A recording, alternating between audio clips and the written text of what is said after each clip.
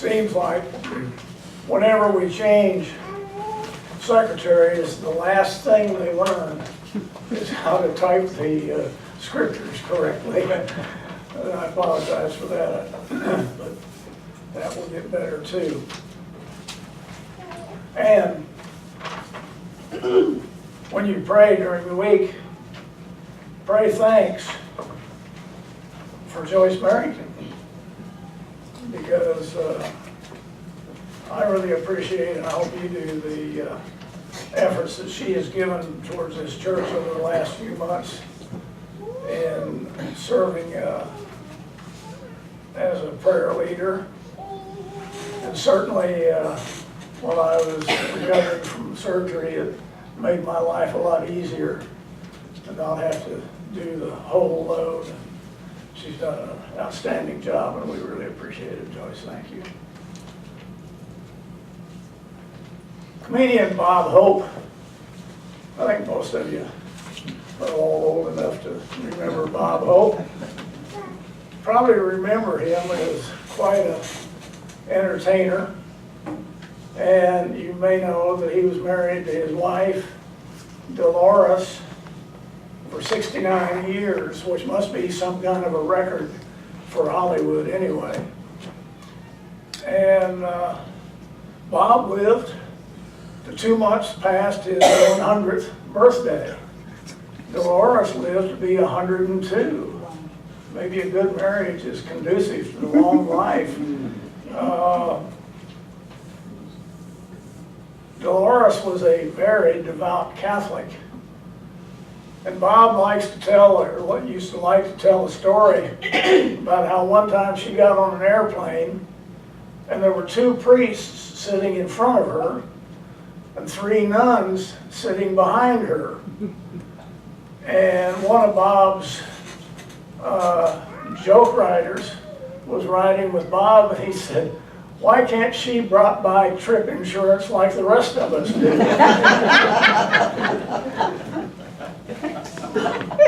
Well, I doubt seriously that Dolores thought that by sitting between these people of faith, it would keep the plane up in the air. But she no doubt had it right in knowing that sitting between believers is just a pretty good thing to hang around with people who do believe. It helps you keep your faith. And that's kind of one of the messages we can get from that story today about Thomas. Thomas was known to his friends as Thomas Didymus. You see, that means Thomas the twin. So apparently Thomas did have a twin somewhere around. And in the first century, Jews were typically known by 2 names. One was a Hebrew name, and one was a Greek name. For example, Peter was also known as Cephas. Cephas is Hebrew, Peter is Greek. Thomas is Hebrew, and Didymus is Greek. Didymus, as I said, is Greek, meaning twin. But Thomas, I hope you understand, is by no means a villain, just simply because he doubted about Christ. Thomas, as a matter of fact, was very much like you and like me. He was a realist. He was one of those, he should have been from Missouri, the show me state. He was one of those who would say, seeing is believing. Both his experiences in life and his common sense told him that people who had been crucified, who were dead and who were buried, didn't come back to life. No one had ever used his cell phone to call anybody from the tomb. Dead people only walk around in Hollywood movies. But yet that's what his friends were saying about Jesus, that he was dead and he was alive and he was walking around. They were saying that even though they knew he'd been put to death by the Romans, he was up and walking around and he was alive. And Thomas just wasn't buying into it. You know, I wonder how you and I would be if we missed church this Sunday. In fact, there are a few people that missed Sunday. This Sunday we might try it on next week and say, do you know what happened? Jesus was here. We all saw him. I suspect they would look at us with jaundiced eyes and wonder what kind of Kool-Aid we had been drinking. You see, it is true that Mr. Thomas had seen Christ work miracles. He had also seen him teach with great authority from the Scriptures. There was no question in Thomas's mind that Jesus was not just any ordinary man. Thomas had hoped that Jesus was the Messiah, that he was the one who had come to redeem Israel.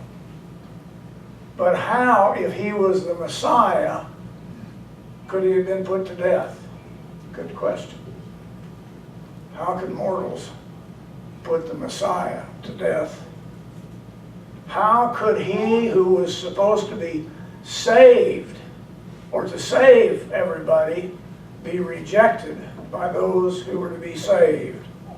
It made no sense. It's not rational. Jesus died on a cross between two thieves. How can that be if he is God, if he is the Messiah? See, many of the hopes that Thomas had, many of his dreams, were dashed with that death on the cross. Doubt and disillusion set in. And Thomas didn't take any pride in his skepticism, but some people do. They're proud of being skeptics.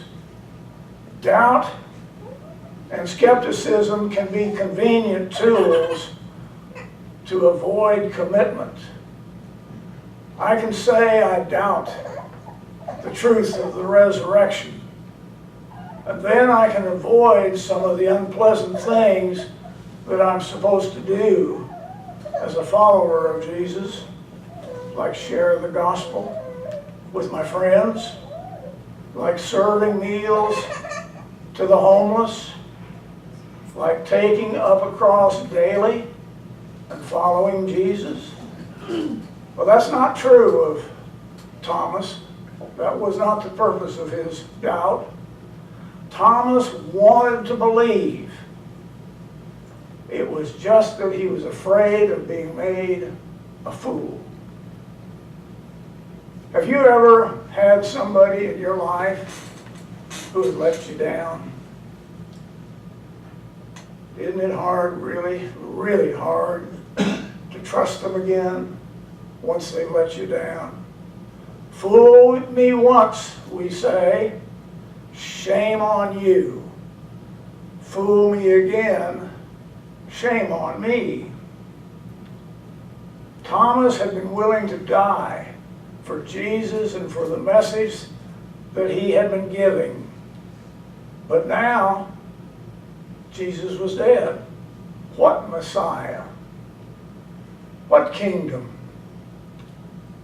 He dared not allow himself to be suckered in again by these fools who told him that Jesus was alive. Besides, he really wasn't alone in his doubting. We focus in on Thomas as the doubter. But remember the other guys. When the women came back from the tomb and said, "Our Lord is missing," They have taken him away. And then they said, he is risen. And the men said, oh, no, he hasn't risen. They didn't believe it. That first Easter evening, the disciples were all together. They were together in a locked room because of their fear, not because of their faith. They didn't believe that Christ had been raised. They believed he was dead and that they had to protect themselves from the other Jews. Then all of a sudden Christ bursts through that door and he revealed himself to them. And then only then, when they saw Jesus, did they believe. And yet we criticize Thomas and call him Doubting Thomas. But now it's a week later, and we don't know why Thomas wasn't there with them that night when Jesus came. Maybe we should remember him as absent Thomas and not Doubting Thomas. Come to think of it, it may be dangerous to miss church.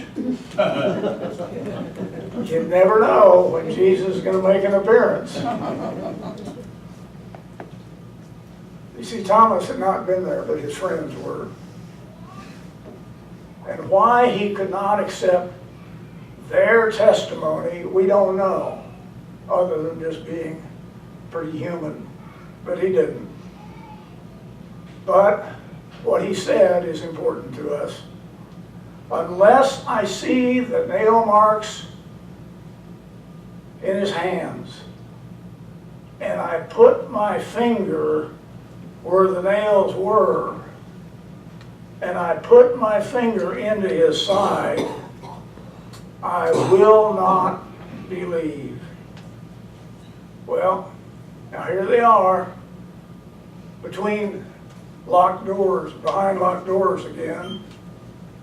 And even though they testified that Christ was alive, they still hadn't unlocked the doors. See, I've known Christians like that. Maybe you have too. They say, oh yes, I believe in the resurrected Christ, but their lives are a mess. They may believe with their brains that he is alive, but they haven't told their heart that he is alive. No, Thomas wasn't the only one who was slow in accepting the good news. We know people who are very slow today to accept the good news. But here Christ is suddenly in their midst again. And he comes directly to Thomas and he says to him, put your finger in here. See my hands. Reach out your hand and put it into my side.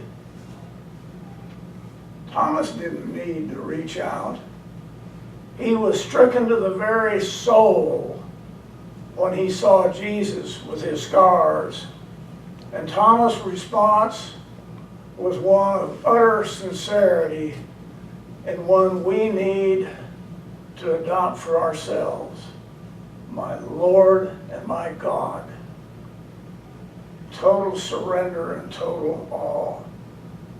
Then Jesus told him, because you have seen me, you have believed. Blessed are those who have not seen, and yet they believe. You see, we're in the same boat that Thomas was in. Jesus was talking to you and to me this morning. Blessed are those who have not seen and yet believed.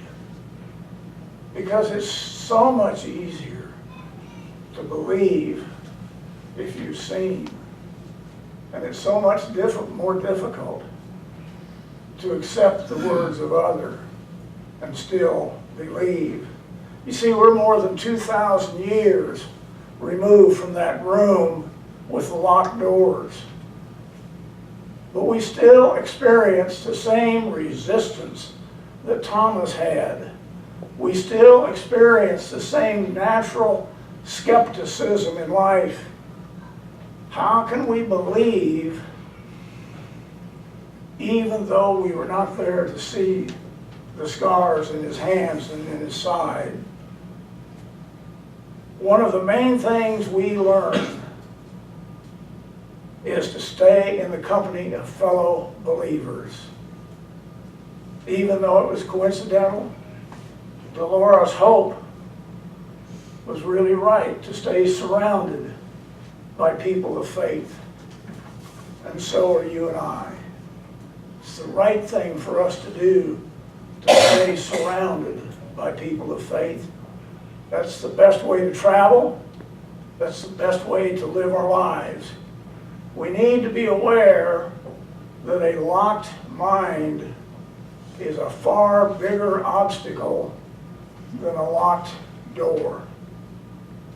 Thomas may have sounded like a firm skeptic when he stated that he would not believe unless he saw with his own eyes and he touched with his own hands.